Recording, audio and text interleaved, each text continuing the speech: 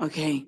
Good morning, everyone, and welcome to the Health and Government Operations Committee. This is our voting list number 1 of I don't know how many, but I want to thank you for coming. And I know it's the members have been working really hard this week.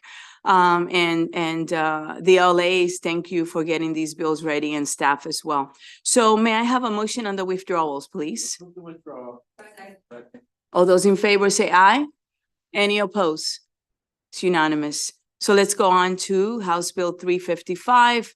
The sponsor is Delegate Collison, Health Occupation. Oh, it's withdrawn. I'm sorry. Let's go on to House Bill 23. Thank you so much. And it's a Maryland Health Benefit Exchange Qualified Health Plan Dental Coverage. And this is actually, it was voted favorable. It's Lisa and Vice Chair Collison. Lisa. House Bill 23 is a departmental bill that requires all qualified health plans sold through the Maryland Health Benefit Exchange to include pediatric dental benefits. There are no amendments. Delegate Collison. Thank you, Madam Chair. Thank you, Lisa.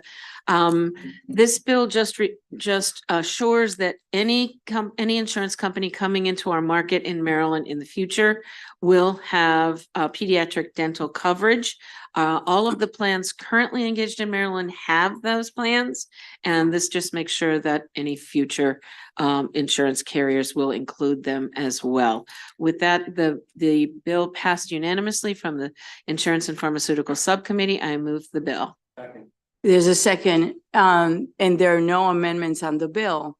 Are there any questions or concerns? Seeing none, can you actually, it's been moved in second, so there's no discussion. All those in favor say aye. Aye. Any opposition? Seeing none, thank you very much. This takes a little while to get into it, so bear with me, okay? I forgot since last session. Thank you for being patient. House Bill number 30, Health Insurance Conformity with Federal Law. It was favorable with amendment, and it is Lisa and Vice Chair Collison. This Lisa. is another departmental bill that aligns Maryland health insurance law with existing federal rules and regulations, including consumer protections under the Federal No Surprises Act. It also alters material errors that trigger special enrollment periods in the SHOP program and permits the Maryland Health Benefit Exchange to adopt an expanded open enrollment period and alter the effective dates of coverage. There is one amendment that revises a date to reflect the updated definition of grandfathered plan in federal law. Delegate Collison, Vice Chair Collison. Thank you, Madam Chair. As Lisa said, this is a bill that we do almost every year where Maryland insurance law is brought into conformity and alignment with federal law. So we are always in sync. And the amendment was just a catch by the Maryland Insurance Administration after they pre-filed the bill. And it's just a change in a date, again, conforming to federal law. So with that, I move the amendment. It's been moved in second. Any discussion on the amendments? Seeing none, move the bill, please. Move the bill as amended. It's been moved and second as amended. Any discussion on the bill as amended? Seeing none, all those in favor say aye. Aye. Any opposition? Seeing none is unanimous. Thank you very much. We have next House Bill 55, Maryland Commission on Veterans and Military Family. It is favorable with amendment. It is Lindsay and Delegate Kerr. Lindsay.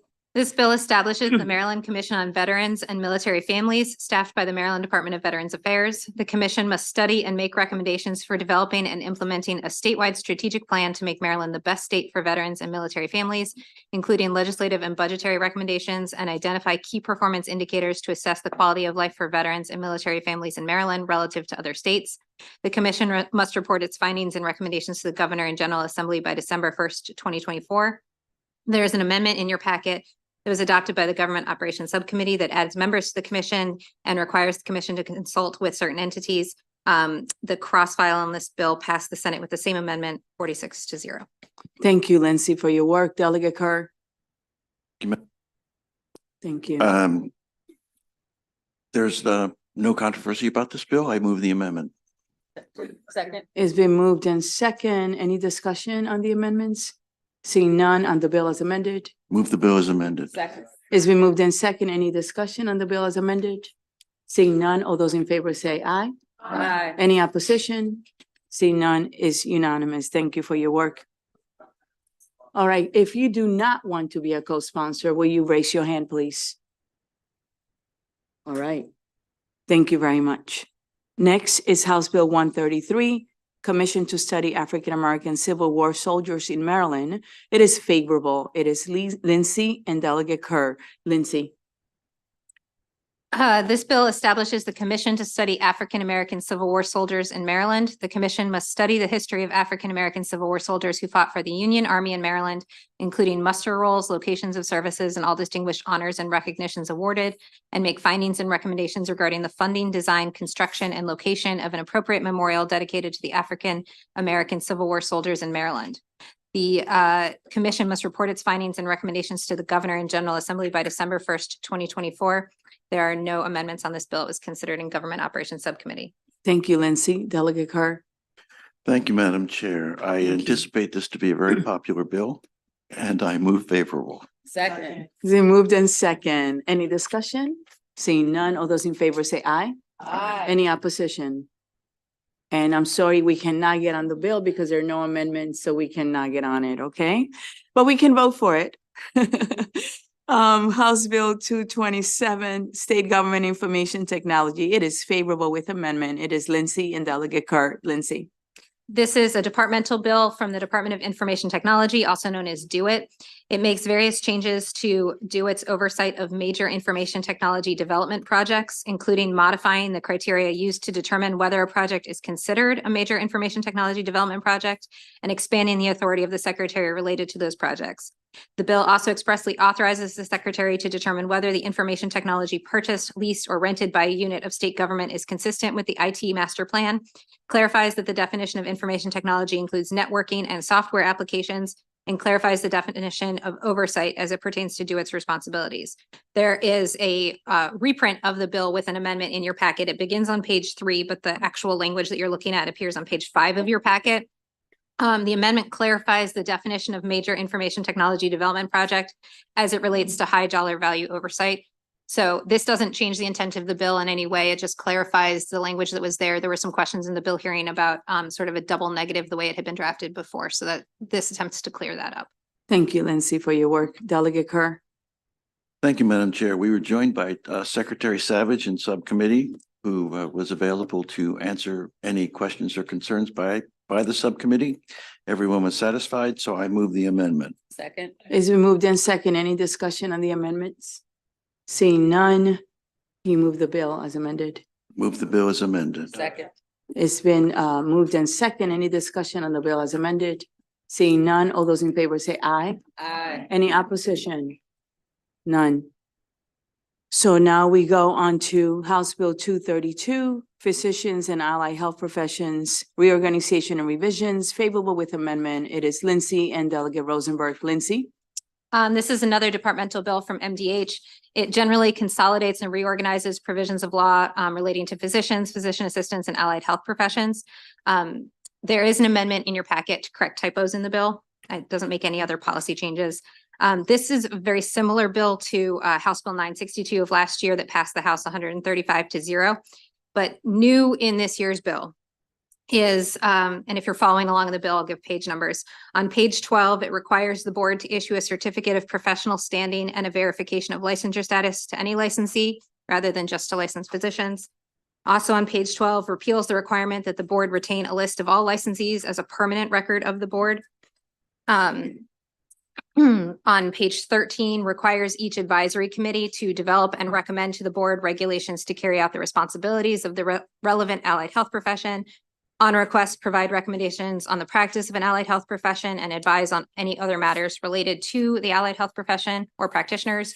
Keep a record of its proceedings and submit an annual report to the board. On page 16, there's a requirement that is rather authorization for an allied health practitioner who is regulated by the board and employed in the service of the federal government to practice without a license, and allows an authorized supervisor to supervise an unlicensed individual while the individual is practicing within the scope of employment on federal property, subject to regulations by the board. This is a more detailed version of an exemption that already existed For physicians, it said a physician employed in the service of the federal government while performing the duties incident to that employment. This also already existed for other allied health professions with the exception of the polysomnographers. So it's a new option for them, and the other provisions are repealed and put into this one provision that applies to all of the allied health professions. It repeals the option if a disciplinary panel determines that an allegation involving fees for professional or ancillary services does not constitute grounds for disciplinary or other action, that the disciplinary panel must offer the complainant and the licensee an opportunity to mediate the dispute. That's on page 42. The grounds for discipline, and previously read that a person is professionally, physically, or mentally incompetent, is changed to professionally, physically, or mentally unable to carry out important professional activities.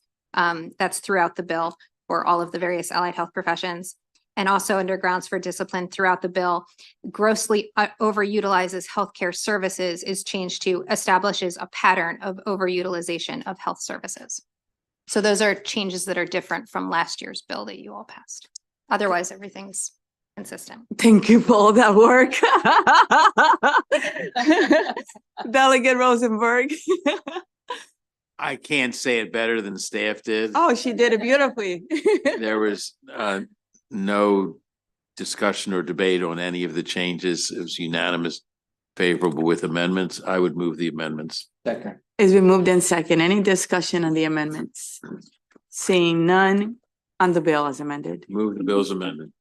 It's been moved in second as amended. Are there any discussion? Is there any discussion? Seeing none, all those in favor say aye. Aye. Any opposition? Is unanimous. Thank you very much for that work. The last bill of today, this morning, is House Bill 235, Department of Natural Resources, Pay for Success Contracts, Procurement Exemption. It was favorable, and it is Lindsay and Delegate Kerr. Lindsay. This is another departmental bill from DNR. It exempts the negotiation and execution of pay for success contracts by the Department of Natural Resources from most provisions of state procurement law. There are no amendments on this, and it was considered in Government Operations Subcommittee. Delegate Kerr.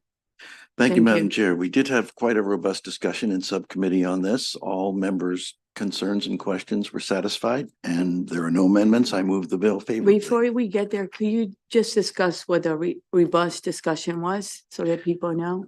Yeah, there was some discussion about protections to make sure that the companies who are awarded the contracts are there are no weak companies. There are some questions about the effect on the MBE.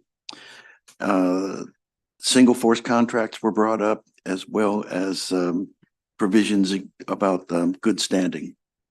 But they were all discussed. answered satisfactorily. They were all answered to satisfaction, so I move the bill. All right, it's been moved in second. Any discussion on the bill?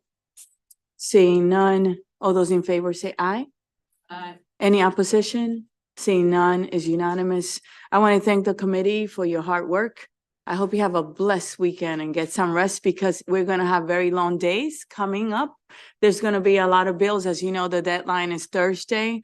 So we're going to get a lot of bills. Our days will be long. So please plan for that, okay? There will be some support for you, food and whatever you need in the committee every day. And if you need anything else to make your life easier, please let us know. If you could stay 1 second in your chairs when we go offline, that would be wonderful. Thank you.